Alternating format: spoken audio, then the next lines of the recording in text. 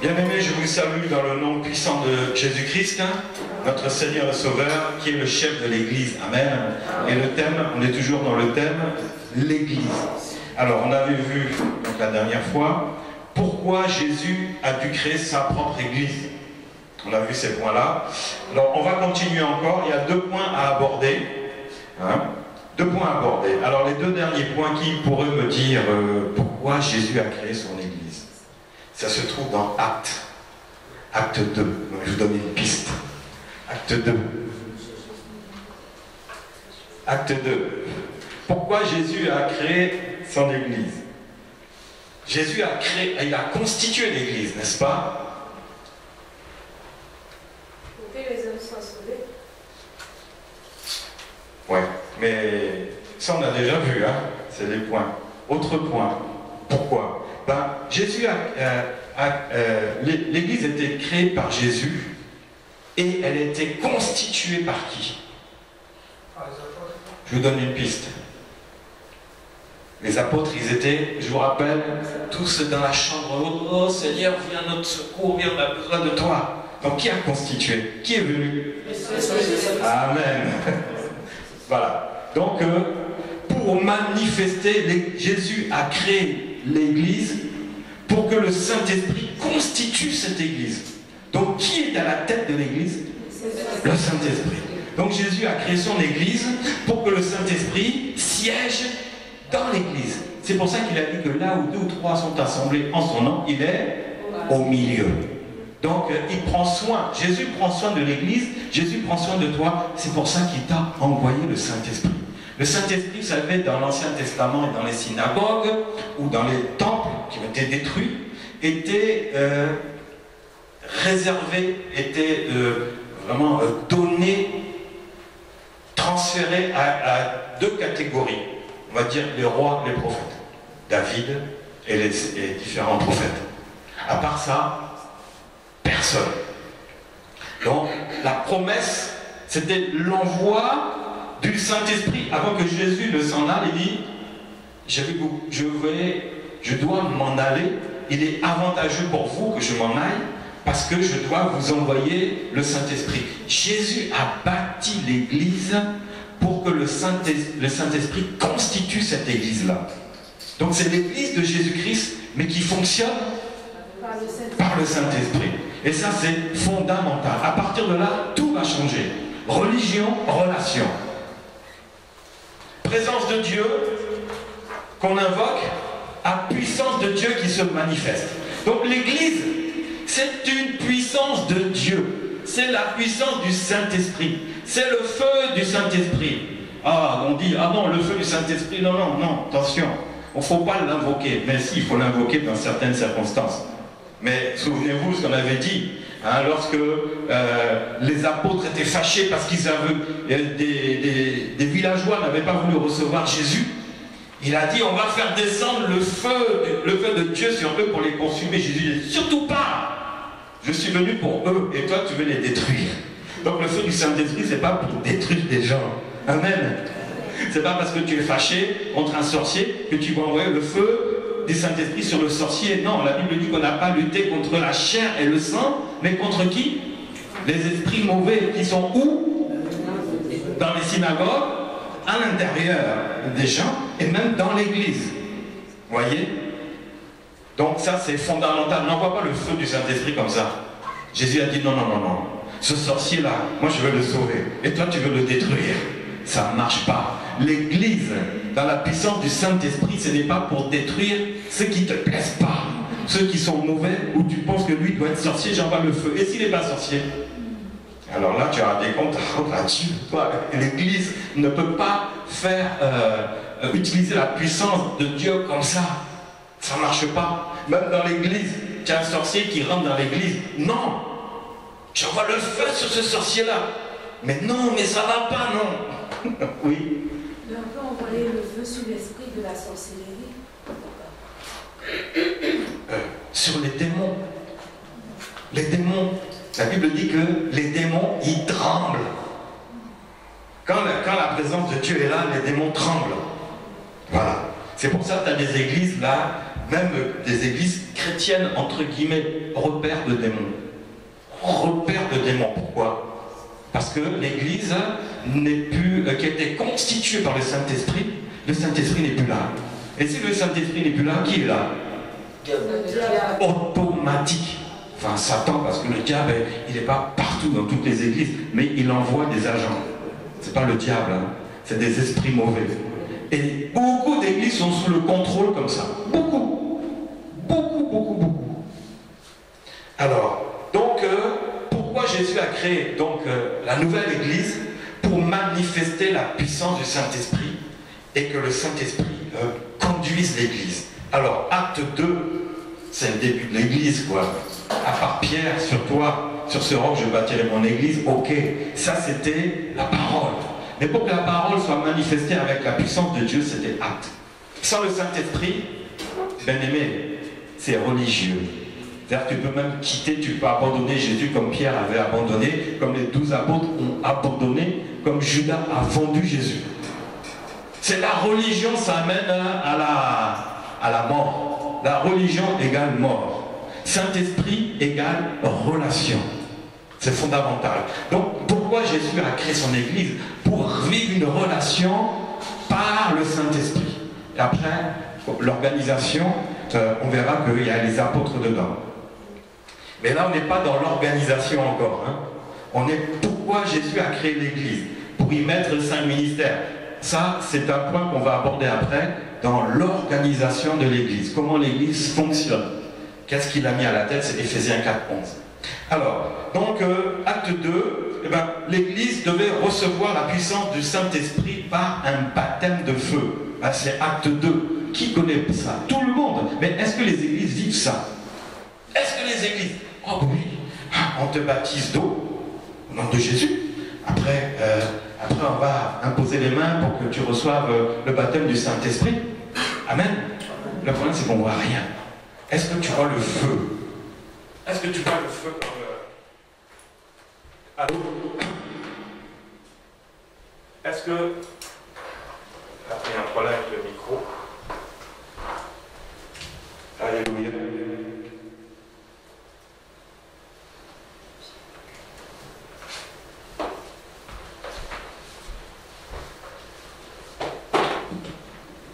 Est-ce que les... Amen. Vous entendez bien? Alors, est-ce que vous voyez les églises, quand il y a des baptêmes, le feu du Saint-Esprit? Comme acte 2, dites-moi. Il n'y a pas un problème.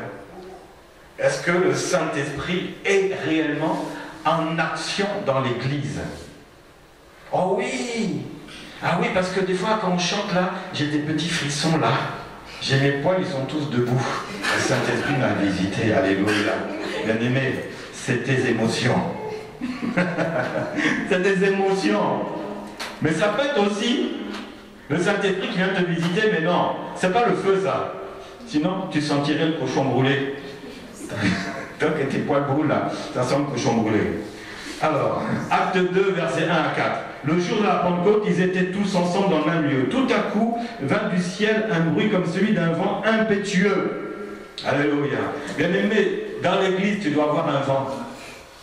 Un vent, pas celui des ventilateurs, mais un vent impétueux. N'est-ce pas, frère Philippe? Tu as déjà vu un vent impétueux ici? Bien sûr. Et c'était qui? Saint-Esprit. Amen. Tout était fermé, mais le Saint-Esprit s'est manifesté. Un vent impétueux qui a failli casser la porte même quand elle était ouverte. Et il remplit toute la maison où ils étaient assis. Des langues semblables à des langues de feu leur apparurent. Séparés les unes des autres, ils se posèrent sur chacun d'eux. Ils furent tous remplis du Saint-Esprit et ils se mirent à parler en d'autres langues selon ce que l'Esprit leur donnait de s'exprimer. Vous voyez, ça, bien aimé, ça c'est l'Église qui est déjà conduite et sous le Saint-Esprit. Voilà pourquoi Jésus a transformé les pharisiens en des enfants de Dieu, mais remplis du Saint-Esprit. Au lieu d'être remplis de la parole qui dit, la Bible dit ceci, ceci, cela, et comme on voit encore beaucoup de pharisiens malheureusement, dans les églises, n'est-ce pas? Ma sœur, pourquoi tu es en pantalon? La Bible dit que tu dois être en jupe. Et pourquoi tes boucles d'oreilles font 5 cm? Ça doit faire que 2 cm. Pharisien, le Saint-Esprit, il n'est pas là. Il n'est pas là. Vous les reconnaîtrez aux fruits, à leurs paroles. Celui qui marche de la puissance dans la présence du Saint-Esprit ne tiendra pas ce langage. Il dira, ma sœur, Jésus t'aime et moi je t'aime. Alors lui, celui qui dit ça, il est fort. Alors quand il va voir un sorcier, qu'est-ce qu'il va faire? Il va chercher la tronçonneuse, il va commencer à le découper tout de suite. Non mais où on est, quoi? On n'est pas dans la chair, on est dans l'esprit. L'église d'avant était, franchement, bien aimé, dans la chair. Votre cœur est tellement dur qu'on a dû adapter les lois. Mais moi, Jésus, je vous dis, parce que comme vous avez le Saint-Esprit, ces lois-là, non, ne répudie plus ta femme, non, ne pratique plus le divorce, ceci, cela. Pourquoi? Parce que dans le Saint-Esprit, le cœur est transformé. Et du coup, on n'a plus la même relation, la relation change.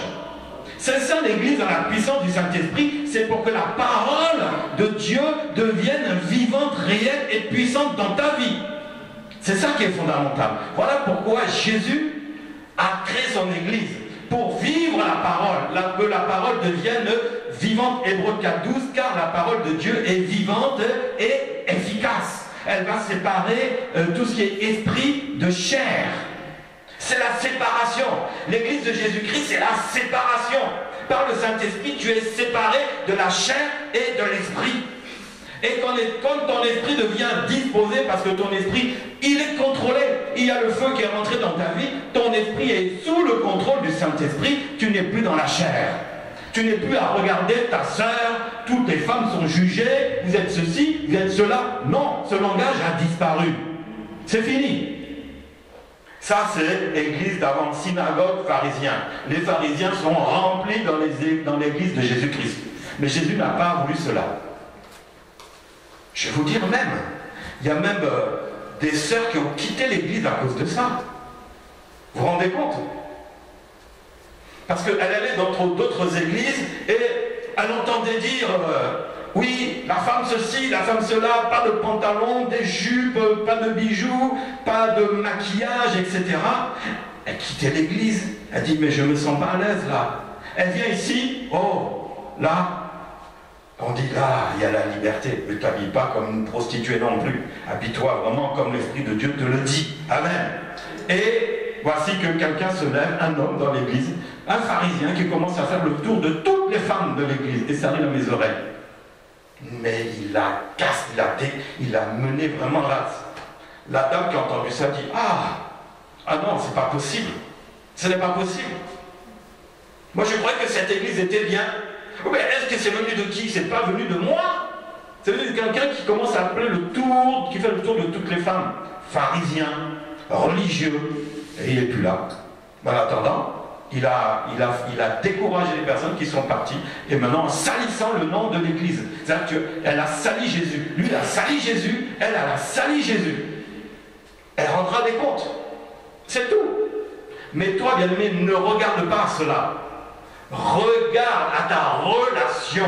L'église que Jésus a mis en place est une affaire de relation individuelle et une affaire de relation collective. Oh oui, mais non, l'église c'est pas collectif. Mon œil, c'est collectif aussi. Ça c'est les mauvais, c'est les faux pharisiens, parce qu'ils veulent t'écarter de l'église, parce que la Bible dit que quand on est ensemble, la puissance de Dieu se manifeste. Donc ils ne veulent pas qu'on soit ensemble. Mais Jésus a créé son église pour qu'on soit ensemble et pour qu'il y ait la puissance de Dieu qui se manifeste. Donc regarde-toi là où tu es candidat à vivre la puissance de Dieu avec ton frère et ta sœur. Tu vas avoir la preuve, je vais te la donner. C'est dans Acte 4 aussi, au verset 31. Quand ils eurent prié, le lieu où ils étaient assemblés trembla. Ils furent tous remplis du Saint-Esprit. Tiens donc, encore. Si c'est plus Acte 2, là c'est Acte 4 encore. C'est-à-dire que l'église est née maintenant dans la puissance du Saint-Esprit. Le Saint-Esprit ne peut plus s'arrêter. Ne bloquons pas le Saint-Esprit. Amen. Ne cherche pas à bloquer le Saint-Esprit. Mais cherche-le. Ils annonçaient la parole de Dieu assurance.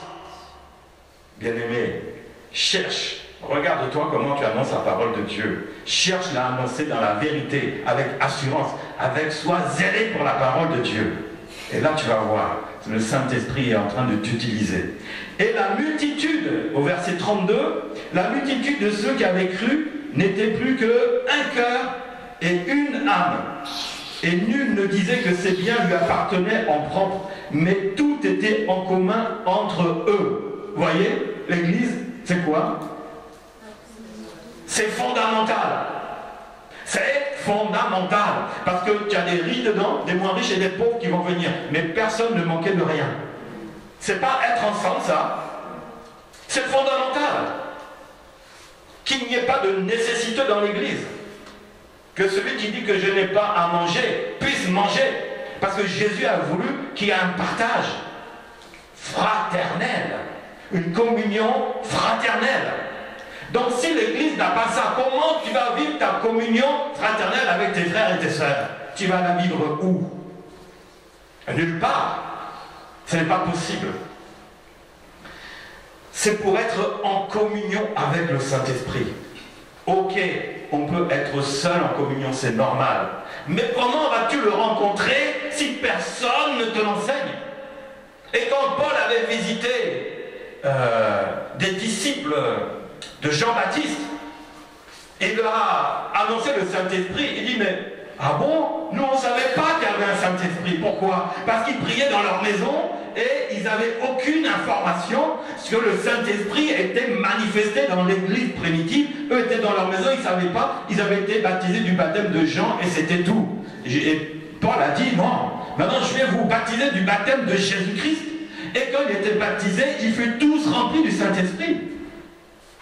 L'église est fondamentale. Comment tu vas expérimenter le Saint-Esprit si on ne te le dit pas? C'est pour ça que Jésus a mis en place l'église, pour que le Saint-Esprit nous constitue tous ensemble. Un seul cœur, une seule âme. C'est d'abord spirituel, n'est-ce pas? Et quand le cœur spirituellement est touché, maintenant les choses matérielles viennent. C'est-à-dire que tu vas officialiser l'état de ton cœur. Si on dit dans l'église, il y a un besoin, mais qui va le faire? Celui qui marche selon le Saint-Esprit, qui marche par le Saint-Esprit, il va amener. Si je dis ici, là, il nous faut 1 tonne de riz pour envoyer dans un village en Afrique. Qui va le faire? Qui va le faire? Ceux qui ne forment qu'un seul cœur, une seule âme. L'Église sous la puissance du Saint-Esprit. Amen. C'est pour ça que nous cherchons la gloire de Dieu et rien d'autre. Moi, je ne cherche pas à vous convaincre sur telle parole, telle doctrine. Oui, il ne faut pas ça, il ne faut pas si. Nous sommes dans la fin des temps où on est en train de développer des sujets. Par exemple, ça, c'est plus d'actualité. Non, on fait erreur. Il faut chercher la présence de Dieu. Et toute chose sera donnée par-dessus. Ne cherchez pas les églises qui cherchent à débattre. Christ n'a pas mis une église pour débattre que moi je ne suis pas d'accord avec ce que tu dis, je ne suis pas d'accord avec les autres églises. Non, la Bible dit un seul cœur, une seule âme. Après, maintenant la parole, elle viendra. Et quand les cœurs sont disposés, la parole rentrera. Mais si les églises qu'on fait, c'est pour discuter. Est-ce que tu crois que, par exemple, le sang de Jésus, il faut l'invoquer? Est-ce que tu crois qu'il faut chasser les démons? Est-ce que tu crois qu'il faut encore donner la dîme? Bien-aimés, pharisiens. C'est des pharisiens. Alors que l'église doit être sous la puissance du Saint-Esprit, l'église est sous la puissance des raisonnements humains à travers la parole. C'est des pharisiens déguisés. L'église, c'est pas ça. Quitte cette pensée-là, cherche la présence de Dieu, cherche le Saint-Esprit, et tu vas voir que dans l'église, ce qui va se passer, parce que toi tu auras une relation avec le Saint-Esprit, une communion avec le Saint-Esprit, c'est toi-même qu'on va voir, c'est toi-même qui seras dans l'église à parler de Jésus. C'est ça, bien aimé, l'église. Voilà pourquoi Jésus a créé son église. Parce qu'il veut partager. Il veut partager les choses. Toi et moi, partage. Voilà. Ensuite, un autre point, dernier point. Alors, on l'avait dit, je ne sais plus qui l'avait dit, c'est Sœur Laure, je crois, pour grandir spirituellement. C'est toi qui avais dit ça, hein? Non? Oui? Ouais, bon, on va dire que c'est toi. Voilà. Alors, dernier point. Bon, moi j'ai noté les points essentiels. Il y en a d'autres. Mais les points essentiels. Pratiquons ces points-là et l'Église sera debout. Amen. C'est ces points-là. Après les autres, il y a plein de petites choses. Mais le plus important, la Bible nous trace vraiment les grandes lignes pour que l'Église soit un lieu de communion fraternelle avec le Seigneur d'abord. Hein, la Bible dit d'abord le premier commandement, tu aimeras ton frère. Amen. À Dieu. Tu aimeras un Dieu d'abord.